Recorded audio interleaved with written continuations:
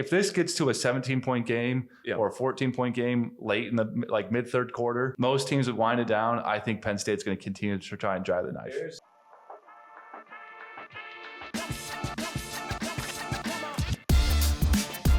Welcome back to the ANF Podcast, where we cover Iowa sports. Today we're going to do a brief recap of the Western Michigan game against Iowa, and then move into a Penn State versus Iowa preview, and then wrap it up some picks. I think initial impressions from that Western Michigan game is fairly rough beginning, fairly rough middle, and then a stress relieving final period. Yeah, it's hard to take a lot from it. We were talking before the game. We were sitting down and just about to start the game, and we were saying it actually kind of feels like a trap game. You just come off this huge rivalry win against Iowa State, and now have probably the biggest game of the season the next week against Penn State. And we were both going back and forth we're 28.5-point favorites for a reason. This team isn't that talented. They just got smoked by Syracuse. And all of a sudden the game started, and you're like, wow, this actually does have that kind of trap game vibe to an Iowa non-conference game. Well, even how we discussed it in the previous previews, we just dismissed it we're going to win this game. And I think the players have a difficult time looking at a team that went down 42 points in the first half against Syracuse and say, we can run our base stuff. Coaching staff certainly approached that way. Right. I don't know if we saw a unique play call until Seth Anderson counter reverse. Right. I think that's the only time I saw something that was actually unique to that game. Yeah. And then defensively, I don't know if we necessarily anticipated playing a QB that could kill us in the QB read game. Yeah. You could tell the energy wasn't really there from the defensive backfield. Obviously, Jamari having one play that actually counted, but he had two plays that were very poor. And that's obviously him coming back after 600 days of being off football. Yeah. But overall, it's a game sandwiched in between two huge games and your huge favorites. And we saw our team operate as a college football team for the first time this season, where they make senseless errors, and all of a sudden you get into a game where we were saying we were down 7-0. It's like we're one more mistake away, from being a real game, a big play, and you're down 2 scores, and you're not exactly considered an explosive offense. Right. But I think if you start with the offense, breaking down how he played, the main positive takeaway would be the run game. Yeah. I think the first 2 games we saw signs of improvement from last year for sure. You're just not seeing blown assignments against Utah State and Iowa State. And this was the first time where truly every run we had, every single, zone play or power run had movement at the point of attack. Yep. And there wasn't success a whole lot in the first half. Obviously, there's some big plays that LaShawn had, some runs, but it was a good sign that the O-line is now not just playing assignment football, but it's also playing moving the line of scrimmage, 3 to 4 yards on. Well, it was the first time we've seen actually zone look good. Right. And I think the reason we went back to that scheme is because we were seeing a forefront that was built heavily. And that's how zone's supposed to operate. You're supposed to get those big guys picking their feet up and having to move down the line. Yeah. And LaShawn got into a rhythm. He started reading the backside cutback. We saw him hit that for 60 yards at one point. Yeah. We saw Kamari Moulton come into the game and look really good. He had a lot of good speed through the hole. Mm-hmm. Moving into this next game, having those two guys as your only 2 backs, it's obviously scary. Mm-hmm. But Moulton getting some run in this game was very, very important for him. Yeah, and he looked good. Obviously, the plays he ran on were all really well blocked. Yeah. I mean, he had 6 yards without contact, I think 3 of his 4 runs that were in the red zone. But he still behaved it correctly. He got to the hole quickly, excelled through the handoff, and then, got up on his blocker's back, and then kept his feet and finished a few runs that, I was surprised he did. It's still, when you're going into this next game without your 2 top backs, there's plenty of concerns about pass protection and, the depth of your playbook. But I think Moulton showed enough where, if we call upon him for this game, it's going to be, a positive outcome majority of the time. Well, I think for the games that aren't going to be against the top defenses left on our schedule, right. Penn State, Minnesota. I don't know if Wisconsin's going to match those 2 teams, but even Nebraska's had a really good defense. Mm-hmm. The games outside of that zone scheme is going to be very important. And having on the right side of the line, Colby and Dunker are 2 melters. Right. They are true dominant run blockers. And seeing those 2 guys develop in this game as a guy where you can all of a sudden bend something back because Dunker or Colby just buries his guy. Right. You're starting to see a true Iowa line develop. It was the first time since 2020 where we had that great run game in 2020, but there's that 3rd and 3 on the goal line. Mm-hmm. And it was actually essentially the play of the game. It's 16-10. We set up for a field goal there. You kind of lose momentum and it just doesn't close out the game like it should. And they ran outside zone to the right side, and Colby and Dunker had a double team on the play side D tackle. Then Dunker reached the linebacker, and it was dominant. Mm-hmm. And it was, seeing that from your right side of your line where you're not going to be running, your zone usually going to be having that towards Richmond was just a great sign. Well, I think another play we can call out from a schematic standpoint that's it's just a good lesson for us, or it's a good sign for us, is we had a 3-technique D tackle that we ran interior zone at. He ended up bending out to outside C gap, and they blitzed 2 linebackers into the hole. The O-line didn't panic, and that's what we've seen in the past is when they would actually run a scheme to beat our scheme, you would see just complete disjointedness. Guys would be trying to block the same guy. Right. No one panicked. He went out there. They left him right away, and they went to the linebackers. Right. You're seeing that a lot this year. We've seen that a ton. Is if guys get out of their way, if they're moving out of the way, and other guys are blitzing through. Yeah. They don't hesitate. They don't think twice about it, and that's just the maturation of this O-line. Right. They understand their assignment way better than they did last year. And I think 2 things we probably want to mention before we move on to defense here, because we want to do a quick recap so we can get into Penn State. But although we have lost Lachey for the season, the broken ankle is just absolutely disgusting. That's gruesome. But Stylianos is a true mauler. Right. Like he is the best run blocking tight end I can remember. He's a Hawkinson type, but he's even meaner than him. Yeah. And he's going to be an integral piece to this offense now. Yeah. He's going to still allow you to be in 3 tight end sets. And when you got a chance to run a little tight end stick and get the ball, he didn't look that he can stiff. move. He looked like he could move a little bit. Oh, I think you're going to replace him not by one guy. Yeah. It's just going to be the amalgamation of all of them. Yeah. Like all is going to be your kind of schemed up passing threat in the red zone, essentially that Noah Font type. Stylianos can take the Lachey blocking, inline blocking that Lachey had, and Ostranga's going to have more of a, passing threat and, 5 wide situations and other, play action shots will probably take to Ostringa as well. So they're not going to be able to replace Lachey through one player, but through the entire room. Like we mentioned in our depth chart breakdown, our tight end depth was probably the strength of our team. Yeah. It's now going to be shown off. It doesn't have the ability that Lachey had of like when he's on the field in line, you don't know if he's run blocking, you're scared of that. You don't know if he's running a route, you're scared of that. We might be a little more predictable just based on what tight end's on the field, but we're going to be able to replace his overall skill and talent through each of these players. Combination of the guys. Right. Yeah. Well, moving on to the defense, we'll just start on the positive side. D-line looked incredible. Hercutt's starting to play some really good football. He's looking like a guy you want to play on 70% of snaps. Right. Llewellyn keeps to improve. Yeah. Brian Allen, when he got limited run, looks like a guy you would have no problem playing. Maybe he should be playing by the time we get to Big Ten. The D-line is just like the O-line, it's the strength of your team. Yeah. You have a lot of older players. Black is playing very well. Yeah. You have Pittman starting to develop into a real depth type of player. Truly, there's not really a concern at D-line for the entire year for anyone on the schedule. Yeah. Even going into this Penn State game, you feel pretty confident against, our D-line against this run game. And, that's a main takeaway again, like D-line shows up again. There's consistent run stopping. And there's even more of a pass rush in this game than previous games. And as we mentioned, Jamari, I think this is a problem he's had in the issue. He's a bit of a guesser. He's got a bit of a Riley Moss to him. You could tell in the first play they run. It's a cover 4 scheme. Maybe I think it is a true cover 4 scheme. Yeah. They run an out 5-yard out route on him. The guy runs an out and up on him. Yeah. He gets baited by the interior route, and they run it behind him.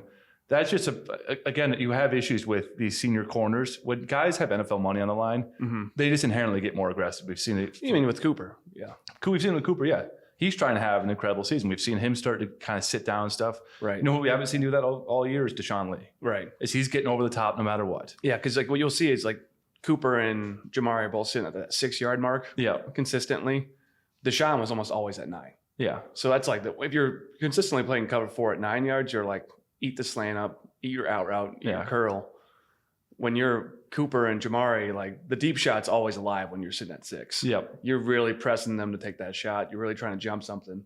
And that's what happened to Jamari in that play. He just has eyes in the backfield. The guy brushed by him in an out route right at the marker. Yep. So he's going, this is a classic out route at the marker. Yep. And he just out and upped him, and Jamari just didn't get, into a true pedal and stopped his feet because he's trying to make a play. And it's something I don't anticipate again. I think Jamari had a slow game. It's his first game in how many days? Yeah. Like 600 plus days. And it's just something we don't anticipate to happen consistently. Well, and falling down too. But it's like you saw what traditional college football defenses deal with. Right. Schulte gets his eyes caught in the backfield. He thinks he sees a run. He gets beat over the top. Yeah. Jamari falls down on a rep. That's stuff that usually plagues other college football teams. It doesn't usually plague Iowa. But you see within a college football season, there's so few plays that can change a season. Mm-hmm. But if that's against, even like a lower tier Illinois team or Purdue, Like that can change. Like that's how you get into games with those people. Right. So really cleaning up those things is going to be important. Yeah, I just don't anticipate from Schulte again either. I think it's the first Schulte breakdown we've seen his entire career. Yeah. Like the reason why we were like a top end defense last year is we had no explosive plays in our instant free safety. Well, I think again, this is they weren't coming into the game thinking Western Michigan was going to be explosive. Right. So and then they also had some issues with QB reads. So he wanted to fill faster. Right. He got beat on that early. Another guy we want to pull out is kind of a negative side is Nick Jackson. Yeah. He's getting left a lot on backside QB reads where he's doesn't really have to follow the running back into the hole. He's got backside see. It's pretty obvious by his alignment. Yeah. And he's just not reading it. Well, for those that don't know, Iowa does never allows a team to actually read them in a QB read situation.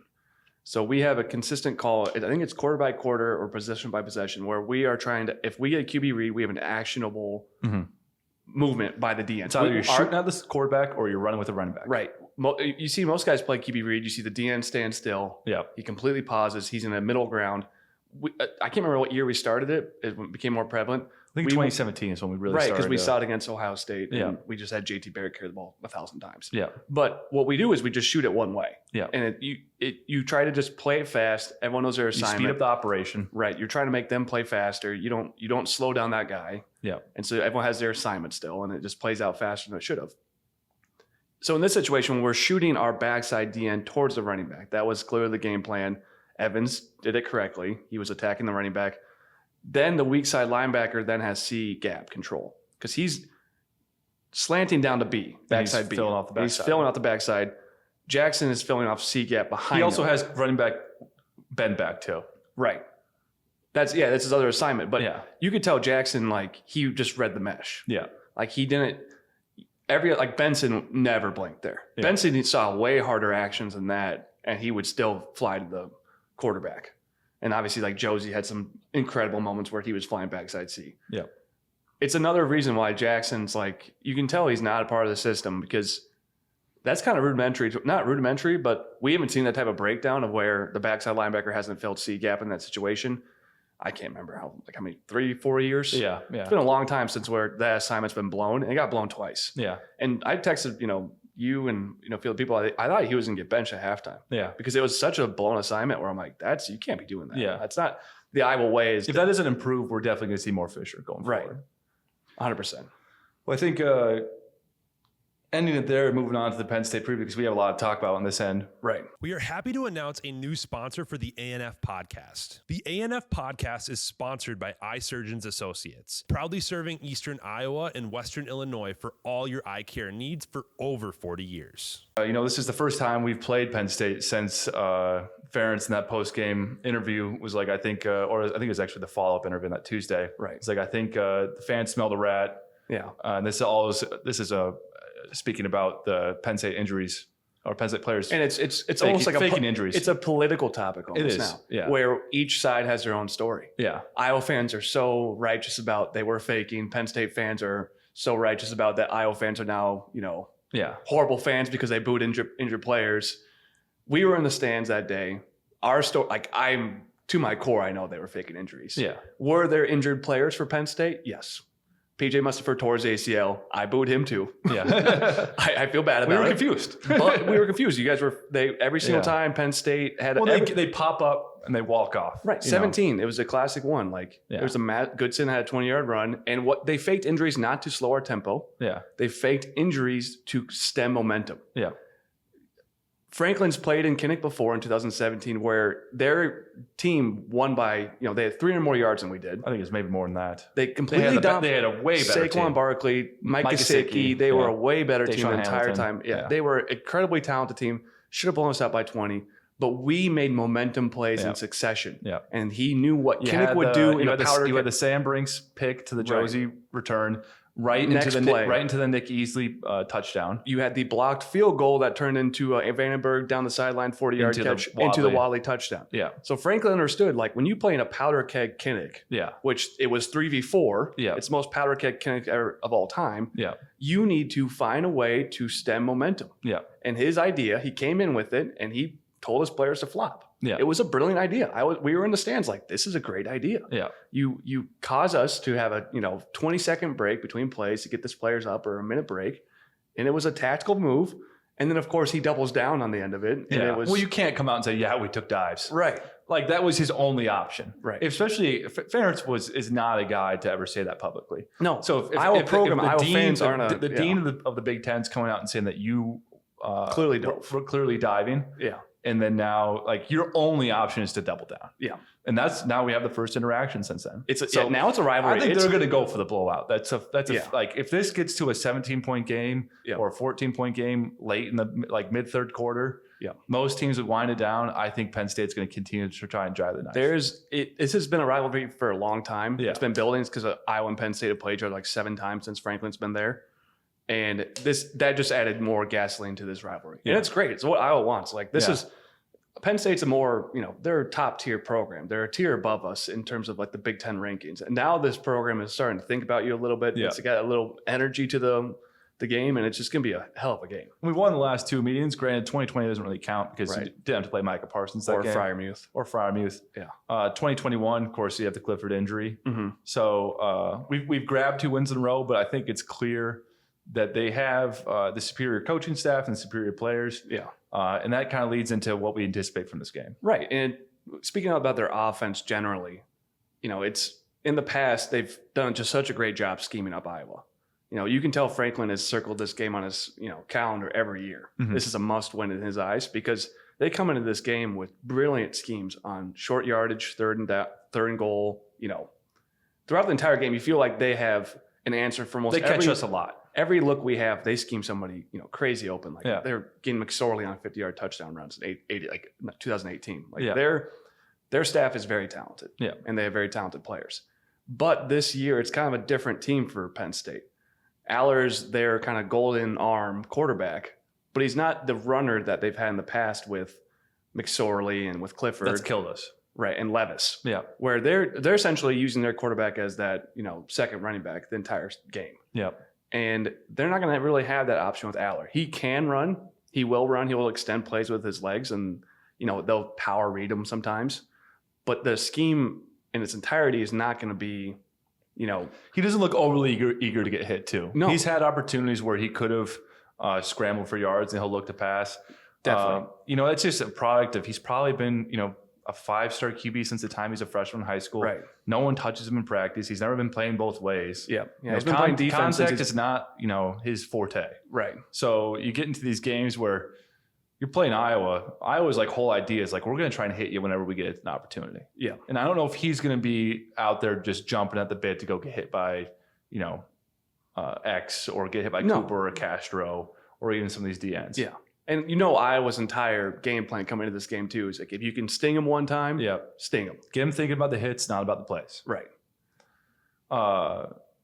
This kind of leads into what we are likely going to see. I think this is going to be very similar to what we saw last year against Penn State. Mm-hmm. But it's not going to be as painful because you're not playing JJ. Or 2021. Yeah. Yeah, 2021. What? Yeah. You said last year. Yeah. Yeah. What was last year, wasn't it? Michigan last year. Where we went this 5-front box. We're going to ask them to essentially run 12-play drives. Right. We're going to try and shorten this game through their offense. Yep. We're going to say, okay, we're going to give you inside zone. Yep. We're going to give you, you're going to have QB read at your disposal if you want it. I don't You're think going to have bubble read at your disposal. you're going to have bubble screens. You're going to have everything that's underneath. Yeah. We're going to give that to you the entire game. We're going to let you move the ball into our 20 without really much pushback. Right. Unless our D-line is playing incredible. That's the only Mhm. really way we're going to get out of this scenario. Yeah. The only way is like if they stand on their head for any of those runs. The positive note of that is that with Alar not being a runner, that Mhm. might work. Mhm. We might be able to tackle well enough and disrupt their run game enough where we Right. could get them into some 3rd and 5s, 3rd and 6s, where he's got to throw into a window. Right. And this game really comes down to Aller's ability to be composed. Yeah. He's got the better team. Yeah. He's at home in a big environment.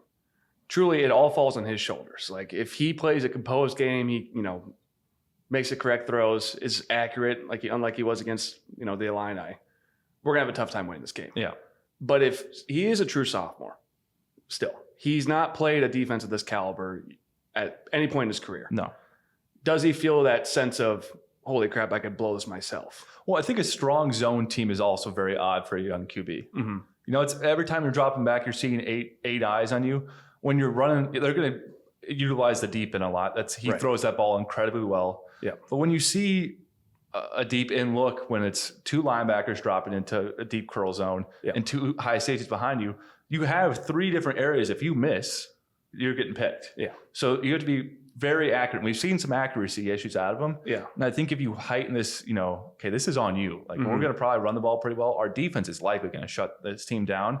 If you don't have this game and you're not this golden boy that you're supposed to be, like it's going to come to fruition in this moment. And that's a lot of pressure. Yeah. He hasn't had to prove it yet. Yeah. Like he hasn't had that prove it game. And like, this is a prove it game. And the line against Illinois' defense played very poor for the first 2 games. If Illinois didn't turn the ball over 4 times in that game, that's probably a 1-score game going to the fourth quarter. Granted, the reason they turned it over 4 times wasn't because of mistakes, is because Penn State's absolutely dominated. Unreal defense. Yeah. But I still think like when you look at Penn State's roster, their running backs are the running backs and tight ends are the skill of the team. Yeah. Their offensive line it's improved consistently on Franklin's time. It's not there yet. It's not at Michigan's level. No. It doesn't have that, oh crap, we can't play 5-on-4 moment. So Iowa will be in that shell look. Yeah. We're gonna test them. We're gonna say, we're gonna play, we're not gonna send blitzers. We're only gonna play 5 in the box. We're going to allow you to have this run game that you're going to feel comfortable with, and we're going to test our O-line. That's going to be the entire goal of it. Another strength of the Penn State's team is their tight ends. Yeah. They got 2 NFL tight ends. Probably 3. Yeah. We have probably seen the third one, but most likely there's another one. But Theo Johnson almost came to Iowa. We actually had a recruiting battle between them. We ended up getting Lachey instead. Yeah. And I can't think if is it Warren, number 44? Yeah. Just incredible athlete. So you're going to see a lot of them being, put onto our linebackers in, 5-yard out routes, consistently getting them in space against Castro or Higgins or Jackson. I think that's going to be definitely a targeted attack for them. And another thing they utilized really well, and they actually kind of spawned this. Now we've seen it from Minnesota. We actually saw it from I think the first play against Iowa State this year. They ran that same set, and I was like, oh shit, they're doing the Penn State thing. Yeah, is where when you have these really athletic tight ends, you can line them out wide, right, as the most outside receiver, and that sets up your screen game really well, and then it also sets up your slot receiver against our 4-3 linebacker, right? Because when teams go 2 tight ends, inherently we always go to our 4-3. We have an automatic sub. And I've been frustrated in the past because teams can exploit that in ways. But what it allows you to do is you allow that tight end to now be an exceptionally good wide receiver bubble blocker. Yeah. And then also on the opposite side, you now have a linebacker in the slot against the receiver, and you can run whip routes, you can run out routes, and you can take advantage of that. And what I like to see Phil do, and I don't think we will, but this might be a slight wrinkle, is just don't make it an automatic sub. And if they're going to line up in 2 tight ends and run the ball at us, I think that's a gift for us in this scenario. Right. But force that hand first. Don't just go to this auto sub formation where once there's 2 tight ends, we get out of it. Yeah. Yeah, I completely agree. Like Michigan last year was like you mentioned, was the most frustrating game imaginable because you could tell by their substitution patterns what they were attacking every single play. Yeah. It was either going to be Higgins, who's only playing about 10 snaps a game. They're going to attack him at the tight end, or they're going to space us out, in 3 receivers, but they're going to motion a receiver back in and bring Castro into the box as a weak side linebacker. Yeah. So if we would switch up those substitution patterns once in a while, we could just trick them into running plays we actually, can defend well. Can defend better. Yeah. So that's definitely something we could look forward to. But I think it's time to move on to their defense. I think my last point I want to make is I would like to see a fair amount of cover 3 play in this game for one reason. We're going to need a defensive play in this game. We're going to need a pick, maybe 2. I would like to see Phil force the issue to a point where you're going to have to seam shot Cooper or seam shot X. Right. And Jamari too. I trust Jamari in this moment too as well. Like I don't want us to get 1,000 cuts to death. Like I want us to at least force their hand 1 or 2 times. See if he can fit the ball. If he fits it, great. He probably can. Put the best 2 players on the team. Let Cooper try and make a play. Let X try and make a play. And maybe we'll see that at some point. We've ran a lot more cover 3 this year. That feels like you're down by 7 in the third. Yeah. It feels like you're kind of a little more desperate. You're like, we can't let them move the ball here. Yeah. I don't see that early, but I think in the second half, definitely. Or they're backed up in their own red zone. Yeah. All right. Well, we can move on now to what our offense is going to do. Yeah. Which might not be much. Yeah. So Penn State's defense it's the same exercise every year. You look at the film, you look up the recruiting rankings, and they match. You're like, oh, yep, that's, top 150 D tackle. That's a top 75 D end. And the two guys you need to know in the front seven are Chop Robinson and Abdul Carter. They call Abdul Carter the Predator. He wears number 11, the sticks, for a reason. He is going to be a top 15 pick one day, in my opinion, at middle linebacker. He might be the best linebacker in the NFL in a couple of years. Yeah. I'm besides Micah, of course. Right. But he's the next one. Yeah. He's that type of athlete. Yeah. And Chop Robinson is a former 16-pound baby. Yeah. Which is a hilarious I think stat. he's 14 pounds. Yeah, something like that. Just ridiculously large, though. But he had a play against the Illini where they double pull their left guard and left tackle. And generally when you're the play side DN on a power system, your main goal is to get your inside shoulder on that lineman's inside shoulder. You're trying to dive in and kind of bounce the power play. He just tackled a running back. Like I've never, like when you watch just like standard DN play or like you think about like what you would have done in that situation, the last thing I ever thought of was just sprint to the running back and tackle him. Yeah. But he's so quick and explosive. Like before even the pulling lineman could get to him, he was in the backfield with like no disruption. Yeah. And it was just like, oh, so that's what like a true 5-star first round draft pick looks like at DN. I think that was the takeaway from the line of games. You just can't let this team like predict where the ball's going because every single guy is trying to beat their man. Yeah. There's no holding up blocks. No. Every guy's employing a move. Every dude thinks he's going to make the play. Yeah. And he also trusts if I can just get this guy to slow his feet a little bit, someone else is going to be there. Right. And that's this whole scheme. It's actually the antithesis of like how Iowa plays defense. It is. But like just because you have 11 super athletes on the field. Right. True 4-stars. Yes. Like, yeah. And that's where they kind of usually end up getting burned when it comes to playing these higher level teams is guys do get blocked and then you can get sprung. Right. But I think what we're going to see from our team is we're going to line up in a 3 tight end set where Iowa, I think, can match up at least even. I haven't seen their D tackles make exceptional plays. Exceptional, like game changing plays. Right. Like employ like really good split moves. Like Robert Windsor absolutely ruined a game in 2019. 2019. Yeah, where he just blew the entire game up at D tackle. I don't know if they have a guy there right now. I think they're obviously going to be really good players. Right. But I think the way we're playing at guard center guard right now and the way our tackles and tight ends are run blocking, I think we have a chance to just try and stay on schedule. Yeah. And if you can line up in these heavy sets, you're not allowing penetration, you're not allowing run throughs, and you can block guard center guard. And you're saying, okay, get behind that wall and run for 3 to 4 yards. Well, this is the best Iowa offensive line we've had in a while. Yeah. And when you break down Penn State's roster, their DNs are 250, their D tackles are less than 300. They're 285 and 290. You have a true weight advantage for the first time and a good offensive line that knows assignment football. Yeah.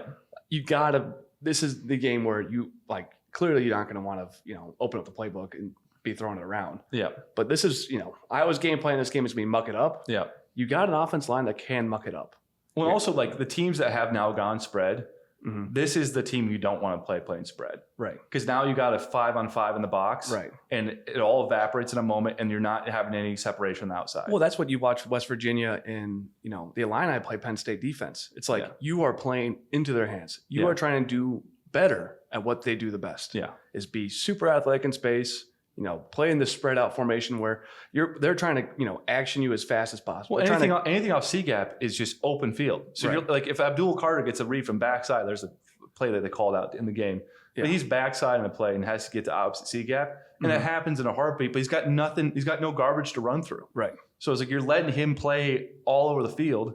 Yeah. At full speed. That's the key to this game. Iowa needs to create washes and garbage for these guys not to run through. Yeah. Double teams need to be moving guys 3 yards where these super athletes, they don't have a hole to run through. Yeah. Because if you give these guys a half an inch, they're going to turn their shoulder, rip through, and they're going to blow up your play. Like the chaos they can cause in the front seven is just insane. I really do believe that the counter and lead are going to be two actually very effective plays. Right. Because you should be able to get movement on this interior. Yeah. They're not if you're doing wall down washes, like you should be able to hit that.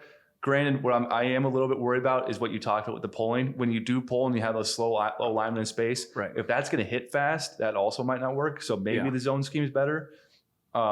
It's difficult to imagine a scenario where Iowa looks clean. because these guys just don't let anything look clean. Everything is the issue is forced every They're play. forcing the issue every play. That is the idea. They're trying to make you make a decision or make a cut, make a read, and you only have one read. Yeah. And their guy knows where the ball is going, and they're just a little better of an athlete than you are.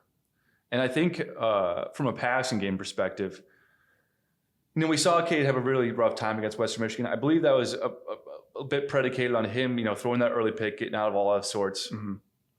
Also, when he was just holding the ball too much. I think he was looking for the big play. Maybe losing Lachey kind of fucked with his head too. Yeah. But this game actually fits more to his strengths than previous QBs. He's a very accurate QB. Yeah. He does a great job of subtly avoiding the rush to make a throw. Mm-hmm. As we talked about in the season preview a long time ago, and even prior to that when we were just breaking down the offense, the additions of Eric Gall and Caleb Brown, Eric and Anderson, like Seth Anderson. Seth Anderson, those three guys might be man-to-man beaters. I really do think All is a man-to-man beater. All is without a doubt man-to-man beater. Yeah. It has yet to be proven that Seth and Brown can win man-to-man situations in this type of game. Yeah. Because Penn State's DBs are, exceptional. I think they have the ability to. I think it would not surprise me if they did. Yeah. But going into this game, the one true guy I know who actually can beat these guys in a man-to-man situation is Eric Gall. Yeah. And so if we're going to win this game, Cade needs to play.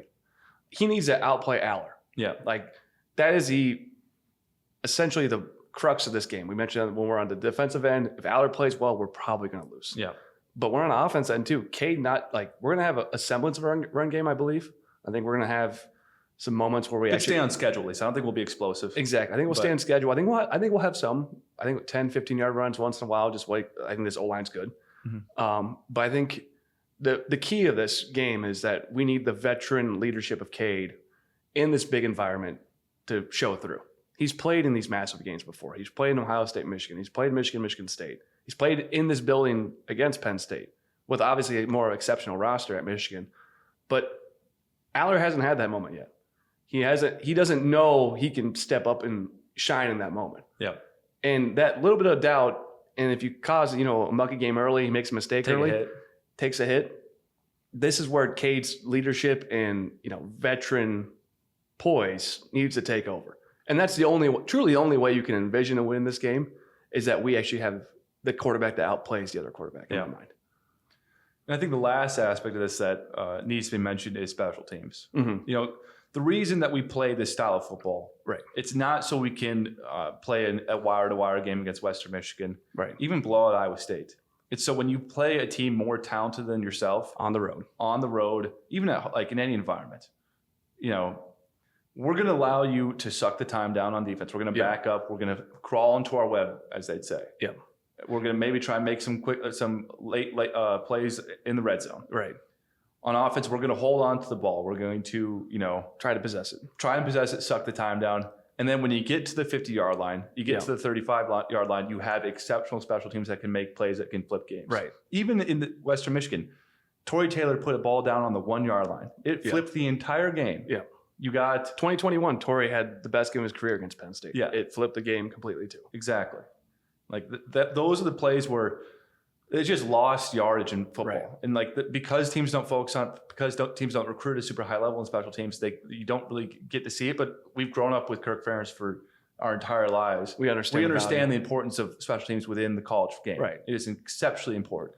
And there's without a doubt Penn State's a more talented team in this game. But the entire idea behind Iowa football is that you can go into a road environment like this and have a good chance of winning the fourth quarter with this style. Yeah.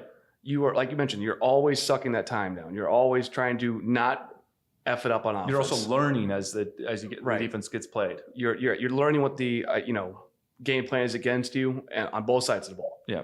And that it can't be lost on, any of the players either, that you cannot blow assignments in this game. No. Defense, we talked about the first two games of them grading out probably A++ in Phil's eyes of no plays over 20 yards other than maybe one against Utah State. Mm-hmm. And then the Michigan State game or Western Michigan game, you have three of them that you just completely blown. Could have been four if it wasn't. You cannot have one of those. Yeah. That is the entire idea behind this game is that, and you're a Iowa players. They're going to be a step late to stuff. Yeah. Penn State's going to be more open over the middle. in their normal action stuff that we've seen all year. Because tackling. Yeah. Our Phil's coming in saying no plays over 20. Yeah. That is our only hope. Yeah. And so you're going to see them have more success in the passing game, over the middle, short passing game, bubble screen, because the entire game plan will be about that. Yeah. Like, we have to eliminate those plays. One thing I want to call out, because I had this idea, and Brian does run it occasionally, but something to look for from an offense perspective is single man screens. So we saw a little bit of it against Western Michigan. I think it was more because Colby just had pressure in his face, so he had to stay in the block on the touchdown of LaShawn. But what you'll likely see is some kind of boot action to one side, and then we'll try and sneak a tackle out to Richmond. It'll be Richmond. It'll be Richmond. It'll try and block the man-to-man defender in the tight end. Yeah. You might see that same action to a wide receiver in a corner. Yeah. And then you might see it again from the center on a middle linebacker against the running back. Right. I think those single action one-man screens is going to be a way that Brian attacks. Well, he's always got good That'll be the plays. schemed up plays. That'll be the play he believes in. Yeah. Like, we'll probably see that in the third quarter, maybe when we need a big drive. 100%. He'll go to that. Yeah. Another thing is slot fade shots. Going to see a ton of those. It's okay. Those up ball really well, as we saw from I can't think of his name now. Illinois QB Altmaier left so many of them short. Basically, end of the game on those throws. Right. Cannot leave it short. These guys are going to get their head around. They're unbelievable DBs. Yeah. It's got to be high, and hopefully our wide receivers can get enough separation so the guy can't get his head around. He's got a chance to still get PI or make the play on the ball. Yeah. Those are going to be two things I think we see a lot of in the passing game. But yeah, it's even on the offensive side of the ball, you cannot have. We're going to have a couple false starts just because of the environment. Right. You can't have the back-breaking pick. You can't have the back-breaking fumble. Yeah. You can't miss assignments. It's the same as ideas defense. Yeah. It has to be.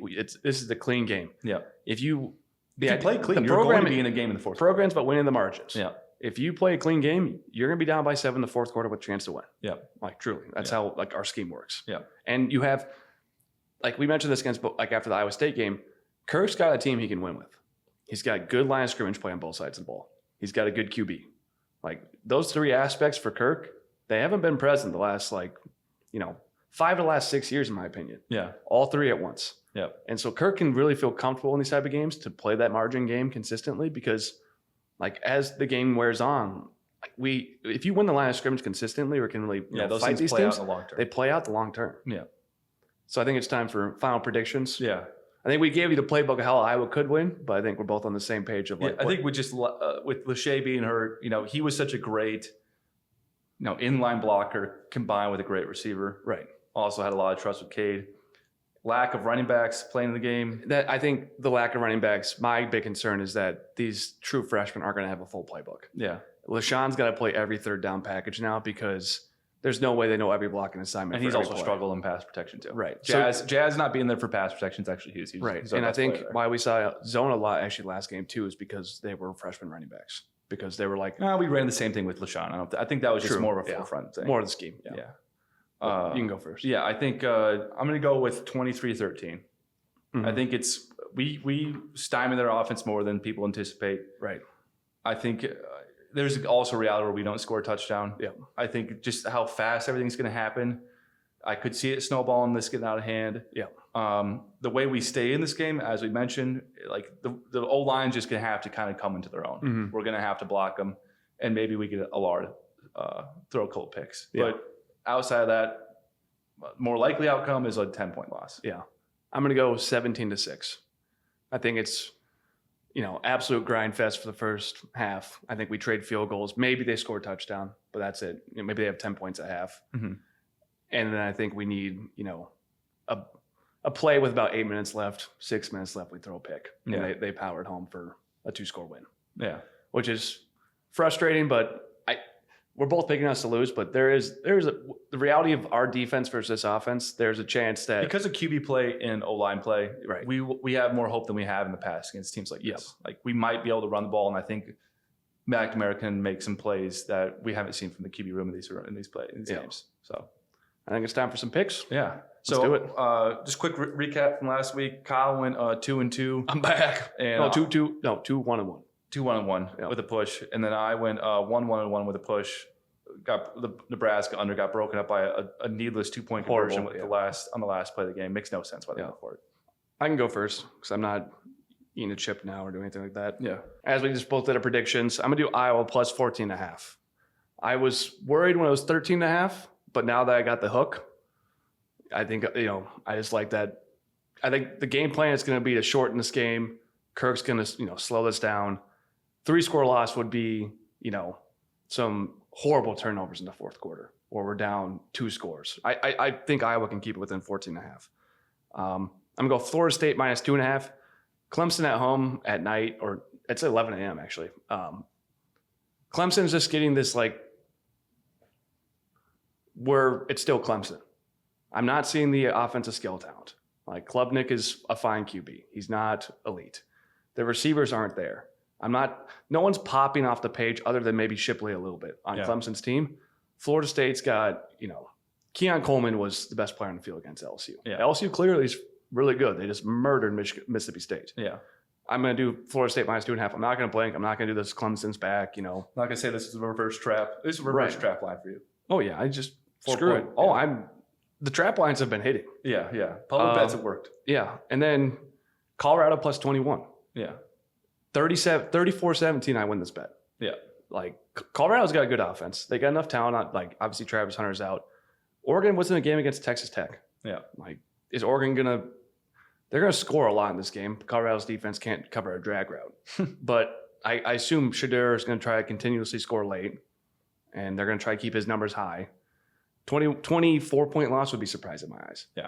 And then my last one is, honestly, this is probably my bet of the year. I haven't seen a line like this where this is Broken.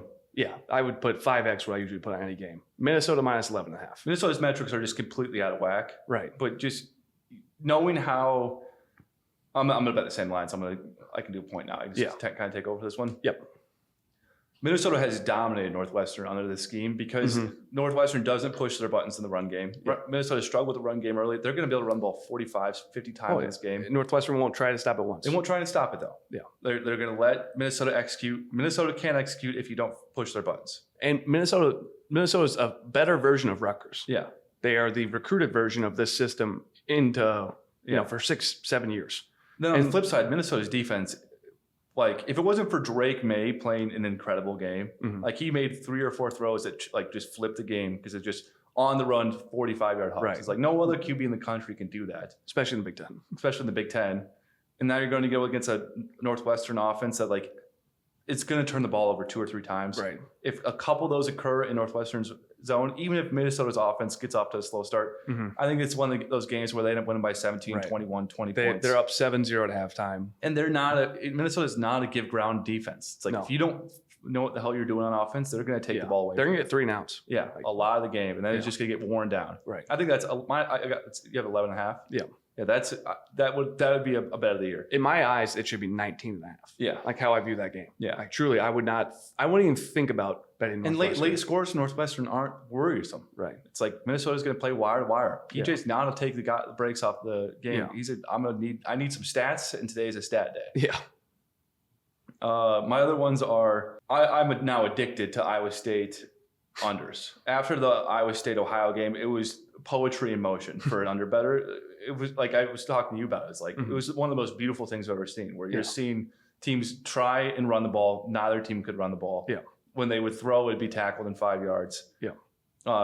Oklahoma State's the exact same team Ohio is. It's a 3-down lineman, drop 8, super aggressive, but when they come up, they whack. They attack the run game well. They have huge D linemen, so the run game is going to be a very slow, methodical game. QB for Iowa State, he can't make a throw to save his life in a big moment. Oklahoma State's still rotating 3 guys at QB. There's I would imagine they might choose Rangel eventually, but he ended up going 0 for 5 in the latest game they played. But they're doing 4 possessions apiece, no matter what, a line change at QB. Yeah. So they have no consistency. They're all different guys. Gundy's defensive minded too. Yeah. He would love to slow that game I down. think again we might just that's another fantastic bet. In my opinion. It's 36 points. How do you I know they're baking in turnovers. That's how you get to these numbers. Yeah. But if you don't have turnovers, and both teams hate their offense right now, so they're not going to be super passive. And then my final one, I was going to do the Iowa Penn State plus 14.5. I don't want to do that because it just seems like a reverse hedge happiness. It seems like it could be a sad day where I have to do the chip and Iowa lost by 14.5. Yeah. So I'm just going to do the under 40. Yeah, I think like that. Yeah. I think if I'm going to be sad, at least in like Iowa comes out and scores, it has 9 points, 13 points. I don't think Penn State's going to score over 27. I don't see them scoring a lot of touchdowns. Yeah. And I think Iowa's going to die a hero's death. I don't think they're going to, even if we go down by 2 scores, I don't see us open up the playbook. Even if we go down 2 scores, I don't see us getting super aggressive on defense. Right. I think we're just going to die slowly. Yeah. And that usually leads to a low score. So Right. I'll go under 40. I like that. Yeah. Awesome. We're all a little doom and gloom at the end of this, but if it turns out to be a Hawkeye victory, it could be one of the greatest days in Iowa's life. Yeah. I mean, outside of this game, you're starting to do the math in the rest of the West and the remaining schedule. A 10-win season doesn't seem that improbable if you start to get better. Well, your 2 crossovers now are Michigan State, who just canned their coach, and Rutgers at home. Yeah. And the rest of the West has obviously had it. Everyone's lost. Yeah. There's not one team that's looked consistently good. Yeah. They all have weaknesses. You get, probably the best 2 teams in the Illini and Minnesota at home, in my opinion. Yeah. I think Wisconsin's still figuring out a lot. Yeah. Like every time I turn them on, I just feel like this is a first-year program. Yeah. And, even if Iowa loses this game, there's still a chance where you do go 11-1. Yeah. Like, I think actually the hardest game remaining now is Nebraska. Yeah, I'd agree with that. Just Just because their the defense and that environment's going to be insane. Right. But their defense looks solid. And the new backup And QB. their scheme compared to Wisconsin's scheme against us, like Wisconsin chucking the ball around, that sounds like turnovers. Yeah. Well, you got to stay on schedule. And Right. Nebraska with a running QB who looks like he's not going to stay on schedule. Yeah. Right. And that's going to be a 1-possession game no matter what, in my Yeah. opinion, unless we get some lucky plays early. Yeah. All right. Well, thanks for listening. We pushed this a couple of times, but subscribing really helps us. If we could get to 1,000 subscribers by the end of this year, that'd be very beneficial to us from a monetization standpoint. So if you already haven't done that, please you can sign up easily through a Google account. So if you just try and sign in through YouTube, if you have a Gmail account, you can sign in that way. It costs us no money, but it really helps us out. So really appreciate it. Thanks again, and go Hawks. Go Hawks.